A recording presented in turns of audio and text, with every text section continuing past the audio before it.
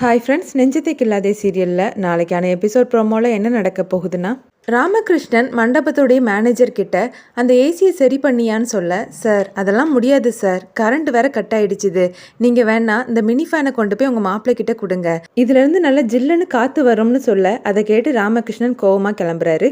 கல்யாண மண்டபத்துக்கு ஸ்னேகா வந்து சேர்றாங்க. இங்கேருந்து நம்ம உள்ளே போகும்போது ரொம்ப ஜாக்கிரதையாக தான் போகணும். அந்த லக்ஷ்மிகாந்தோடைய கண்ணில் பட்டாச்சுதுன்னா நம்ம அவ்வளோதான் சொல்லிட்டு மறைஞ்சு உள்ளே போகிறாங்க. ராமகிருஷ்ணன் அகிலாண்டேஸ்வரி கிட்ட சிரித்து பேசுகிறத லக்கியும் சகுந்தலாவும் பார்க்குறாங்க. பாத்தியாண்ணே, அந்த ஆள் நல்லா சிரித்து பேசிக்கிட்டு இருக்காரு, அவருக்கு அந்த பயமே இல்லை போல. ஒருவேளை நம்ம கேட்ட பணத்தை அவர் ரெடி பண்ணியிருப்பாரோன்னு சகுந்தலா கேட்க, அதுக்கெல்லாம் வாய்ப்பில்லை சக்கோ, எனக்கு என்னவோ இதை கௌதம் மாப்பிள்ளை கிட்ட சொல்லி சமாளிக்க பார்ப்பாருன்னு நினைக்கிறேன்னு லக்கி சொல்கிறாரு.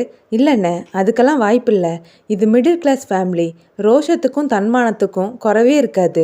எல்லாத்த விடவும் அவரோட பொண்ணு நம்ம வீட்டில் வந்து வாழ போறா, அந்த பயம் அவருக்கு இருக்க தான் செய்யும், அதை வெளியே காட்டாமல் இருக்கிறாருன்னு சகுந்தலா சொல்கிறாங்க. நீ சொல்கிறதும் சரிதான் சக்கும், வெளியில் சிரிச்சுக்கிட்டு இருக்காரு, ஆனால் உள்ள அவர் பயந்துட்டு இருக்காரு, என் கண்ணுக்கு தெரியுதுன்னு லக்கி சொல்றாரு. அடுத்த சீன்ல கல்யாண மண்டபத்துக்கு கிரண் வந்து இறங்குறாரு. மதுமிதா எனக்கு சொந்தமானவ, நான் இருக்கக்கூடிய இடத்துல வேற ஒருத்தன் இருக்கான், இந்த கல்யாணத்தை நான் நிம்மதியாக நடத்த விட மாட்டேன்னு மனசுக்குள்ள நினச்சிட்டு இருக்கும் போதே அவரை ராகுல் கவனிக்கிறாரு. யார் சார் நீங்க, எதுக்காக மணமேடையே பார்த்துட்டு இருக்கீங்கன்னு விசாரிக்க, நான் மதுமிதாவோட ஃப்ரெண்டு, என் பொண்டாட்டி கூட இங்கே தான் இருக்கிறான்னு சொல்றாரு. அப்படியா, உங்க ஒய்ஃப் இங்கே தான் இருக்காங்களா, அப்போ எதுக்காக நீங்க ஒதுங்கி இருக்கீங்க, வாங்க வந்து சேர்ல உட்காருங்கன்னு சொல்லி ராகுல் உட்கார வைக்கிறாரு.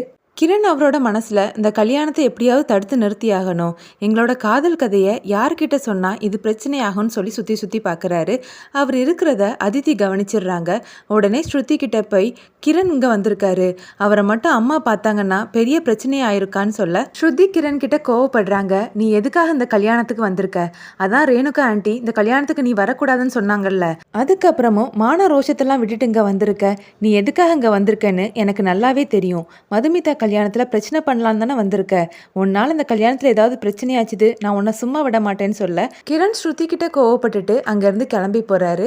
அடுத்த சீனில் ஸ்னேகாவை காட்டுறாங்க. நான் எப்படியாவது மதுமிதா கிட்ட பேசணும்னு சொல்லி மதுமிதா நம்பருக்கு கால் பண்ணுறாங்க. அதை அதித்தி அட்டன் பண்ண, நான் உடனே மதுமிதா கிட்ட பேசணும்னு சொல்கிறாங்க.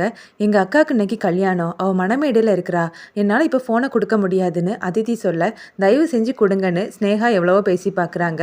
இல்லை, என்னால் இப்போ கொடுக்க முடியாதுன்னு சொல்லிட்டு அதித்தி ஃபோனை வச்சிடுறாங்க. இப்போ என்ன பண்ணுறதுக்குன்னு ஸ்னேகா யோசிக்கும் போதே அவங்களோட கையை யாரோ பிடிச்சி இழுக்கிறது மாதிரி இருக்குது. பார்த்தா லக்கி அவங்களோட கையை பிடிச்சி இழுத்துட்டு ரூமுக்கு கூட்டிகிட்டு போகிறாரு. எனக்கு தெரியும், போலீஸ் ஸ்டேஷன்லேருந்து கால் வந்தது, அங்கேருந்து நீ கிளம்பிட்டேன்னு இன்ஸ்பெக்டர் சொன்னதுமே நீ இங்கே தான் வருவேன்னு நான் எதிர்பார்த்தேன், நீ என்ன பண்ணாலும் சரி உன்னால் கௌதமை பார்க்கவே முடியாதுன்னு சொல்லிட்டு அவரோட அடியாட்களை வச்சு ஸ்னேகாவுடைய தலையில் ஒரு கட்டையால் அடிக்கிறாரு.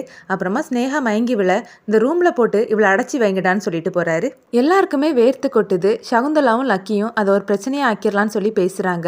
ராமகிருஷ்ணன் கௌதம் கிட்ட போய், என்னை மன்னிச்சிருங்க மாப்பிள்ள, நானும் மேனேஜர் கிட்ட எவ்வளவோ பேசி பார்த்துட்டேன், ஆனால் பவர் கட் ஆனதுனால ஏசி ஒர்க் ஆகாதுன்னு சொல்லிட்டாரு, என்னை மன்னிச்சிருங்க, நீங்கள் கேட்ட இந்த ஒன்றையும் எங்களால் செய்ய முடியலைன்னு சொல்லி வருத்தப்பட, நீங்கள் எதுக்காக சார் என்கிட்ட மன்னிப்பு கேட்குறீங்க, என் கல்யாணம் இப்படி நடக்கணும் அப்படி நடக்கணும்னு எனக்கு எந்த ஆசையும் கிடையாது, அதனால தான் உங்கள் ஆசைப்படி இந்த கல்யாணம் நடக்கணும்னு நானும் விருப்பப்பட்டேன், என்ன மாதிரி பல கோடி சம்பாதிக்க கூடியவன் சில கோடிகளை செலவழித்து கல்யாணம் பண்ணுறது பெரிய விஷயம் கிடையாது சார், ஆனால் வாழ்நாள் முழுக்க சம்பாதிச்சு இந்த கல்யாணத்தை பண்ணணும்னு நீங்கள் நினைக்கிறீங்களே, இதுதான் சார் பெரிய விஷயம், நீங்கள் எதை நினச்சும் கவலைப்படாதீங்க சார்னு கௌதம் சொல்லிட்டு, அப்புறம் எல்லாரையும் பார்த்து கௌதம், இங்கே பாருங்க, இந்த கல்யாணம் இப்படி நடக்கிறதுனால எனக்கு எந்த பிரச்சனையும் இல்லை, ஒருவேளை உங்கள் எல்லாருக்கும் கஷ்டமாக இருந்தாச்சுதுன்னா நீங்கள் எல்லாரும் இங்கேருந்து கிளம்பலாம், என் மேலே அன்பு இருக்கக்கூடியவங்க மட்டும் இங்கே இருக்கலாம்னு சொல்கிறாரு.